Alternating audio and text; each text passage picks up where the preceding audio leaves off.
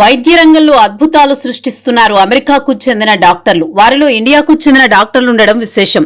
ఇక అసలు విషయానికొస్తే అమెరికాలో పుట్టిన 6 నెలల శిశువు పుట్టుకతోనే జన్యుపరమైన లోపంతో పుట్టాడు. వాస్తవానికి ఇలాంటి పిల్లలు బతకడం చాలా కష్టం. నెలల బిడ్డకు ఆపరేషన్ చేయడం కూడా కష్టమే.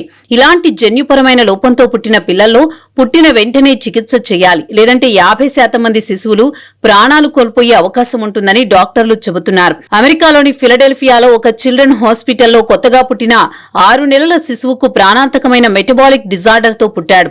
దీని అర్థం ఏమంటే శరీరంలోకి అవయవాలు సక్రమంగా పనిచేయవు. దీనికి చిల్డ్రన్ ఆసుపత్రి డాక్టర్లు ఆ శిశువు కోసం కొత్త రకమైన చికిత్స అంటే జెనీ ఎడిటింగ్ ను ప్రారంభించారు. అది విజయవంతమైంది. జెనెటిక్ ఎడిటింగ్ ద్వారా శిశువు జీవితం కూడా మారిపోతుందంటున్నారు డాక్టర్లు. వాస్తవానికి జన్యుపరంగా పుట్టిన బిడ్డలు ఆ జన్యు ప్రకారమే జీవితాంతం కొనసాగుతారు. ప్రస్తుతం డాక్టర్లు ఆ జెనెటిక్ ను ఎడిటింగ్ చేయడం వల్ల శిశువు జీవితం మారుతుందంటున్నారు. ఇలాంటి జబ్బులతో పుట్టిన పిల్లలకు భవిష్యత్తులో తేలికగా చికిత్స చేయవచ్చు. అయితే జెనెటిక్ ఎడిటింగ్ ద్వారా పుట్టిన బిడ్డగా కేజే రికార్డుకు ఎక్కుతాడు. ఇక కేజే పుట్టుకతో మెటబాలిక్ లోపంతోనే పుట్టాడు. దీన్ని కార్బమోయిల్ ఫాస్ఫేట్ సింథటేజ్ 1 లోపంతో జన్మించాడు. దీని ప్రభావంతో యూరియా సైకిల్ ద్వారా రక్తంలో ప్రాణాంతకమైన అమ్మోనియా లెవెల్స్ పెరుగుతాయి. దీనివల్ల శాశ్వతంగా మెదడు దెబ్బతినే అవకాశం ఉంటుంది. అయితే ఈ వ్యాధి 13 లక్షల మందిలో ఒకరికి సంక్రమించే అవకాశం ఉందని చెబుతున్నారు. అయితే వారికి చికిత్స అందించినా పుట్టిన కొన్ని రోజుల్లోనే ఈ వ్యాధి వల్ల 50% శిశువులు చనిపోయే ప్రమాదమైతే ఉందంటున్నారు డాక్టర్లు. అయితే ఫిలడెల్ఫియా ఆసుపత్రిలో పుట్టిన శిశువు విషయానికొస్తే పుట్టినప్పుడు మెటబాలిక్ కండిషన్ తో పాటు యూరియా సైకిల్ అత్యంత ప్రమాదకర పరిస్థితిలో పుట్టాడని డాక్టర్ అహ్రెన్స్ నిక్లాస్ చెప్పారు. వాస్తవానికి హ్యూమన్ జెనెటిక్స్ కు సంబంధించి అధ్యయనం చేస్తున్నామని, ఈ కేసు రాగానే దీనిపై ఫోకస్ పెట్టామని, ఫలితాలు కూడా ఆశాజనకంగానే ఉన్నాయని డాక్టర్ అహ్రెన్స్ నిక్లాస్ వివరించారు. అయితే ఈ కేసులో లివర్ ప్లాంటేషన్ ద్వారా ఫలితాలు సాధించవచ్చు. అయితే చాలా మటుకు పుట్టిన శిశువుల్లో భవిష్యత్తులో పలు రకాల ఇబ్బందులు తలెత్తవచ్చు. రక్తంలో అమోనియా లెవెల్స్ పెరగడం వల్ల దాని ప్రభావం న్యూరోలాజికల్ పై పడుతుంది. దాని ప్రభావంతో శిశువులో ఎదుగుదల ఆలస్యం కావచ్చు. మేధో వైకల్యం, మెదడు ఎదుగుదల ఉండకపోవచ్చు.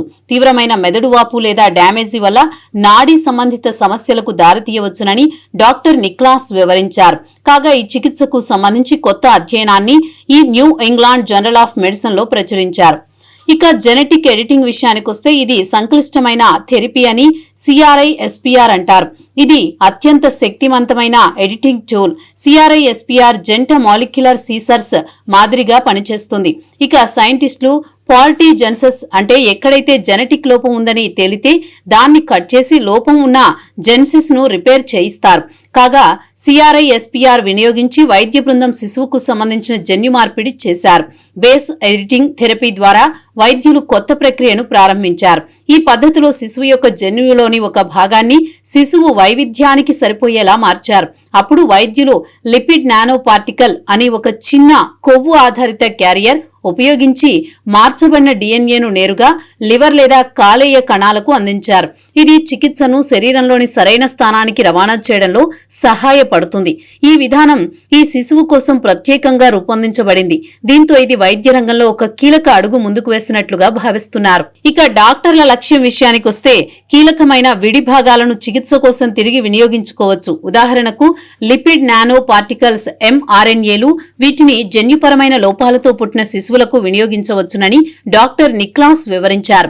ఈ ప్రక్రియను జీపీఎస్ సిగ్నల్ మాదిరిగా ఆలోచించండి అని భారత సంతతికి చెందిన డాక్టర్ కిరణ్ ముసునూరు అన్నారు.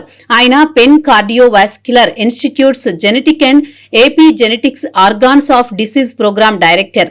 మీరు మార్చాలనుకుంటున్న జన్యువుల నిర్దిష్ట క్రమాన్ని బట్టి జీపీఎస్ ఎక్కడికి వెళుతుందో మీరు మార్చవచ్చు అని ఆయన అన్నారు. ఇక కొత్త జెనీ ఎడిటింగ్ ద్వారా ఎప్పుడో అరుదుగా వచ్చే ఇలాంటి జబ్బులకు చికిత్స అందించవచ్చు. అలాగే శిశువుగా ఉన్నప్పుడే ఇచ్చిన చికిత్స తర్వాత అంటే పెద్దయిన తర్వాత కూడా జెనీ ఎడిటింగ్ ద్వారా చికిత్స అందించడానికి వీలవుతుందని డాక్టర్లు వివరించారు. ఇక ఈ థెరపీ లేదా జెనీ ఎడిటింగ్ ను శిశువు పుట్టిన 6 నెలల్లోనే మొదలు పెట్టారు. కాగా ఈ శిశువుకు 7వ నెల, 8వ నెలలో 2 సార్లు చికిత్స అందించారు. అయితే 7వ నెల తర్వాత నుంచి శిశువు డైట్ ప్లాన్ లో కొంత మార్పులు చేర్పులు చేశారు. మెడికేషన్ డోసును 50% వరకు తగ్గించి దాని స్థానంలో ప్రోటీన్ డైట్ ను ఇవ్వడం జరిగింది. దీనివల్ల ఎలాంటి సైడ్ ఎఫెక్ట్స్ కనిపించలేదని డాక్టర్లు వివరించారు. తాజాగా నవజాత శిశువు కేజేకి జెనెటిక్స్ ఎడిటింగ్ ద్వారా అందించిన చికిత్స ద్వారా డాక్టర్లలో మరింత ఆత్మవిశ్వాసం విశ్వాసం పెరిగింది. జన్యులోపంతో పుట్టిన శిశువులకు మెరుగైన చికిత్స అందించగలమని డాక్టర్ కిరణ్ ముసునూరు వివరించారు. ఇక తదుపరి తాము జెనోమిక్స్ సెంటర్లను నిర్మించి పేషెంట్స్ కురియల్ టైం చికిత్స అందించగలమని నమ్మకంతో ఉన్నారు. అమెరికా డాక్టర్లు వైద్య రంగంలో జెనీ ఎడిటింగ్ ద్వారా సరికొత్త మైలురాయిని అధిగమించారు. అమెరికా డాక్టర్లు